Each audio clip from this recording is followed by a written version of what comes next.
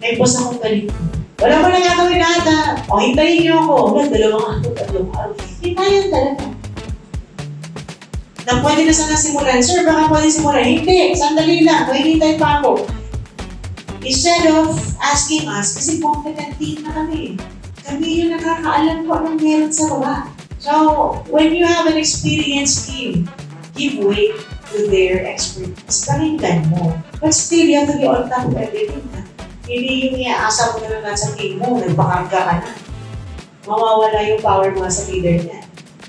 And so what happens? Nag-stress to himself, siya mismo, at hinawaan pa niya yung team niya. And so the morale will now go down. Alam niyo pag ganun yung experience ko, aalis na talaga.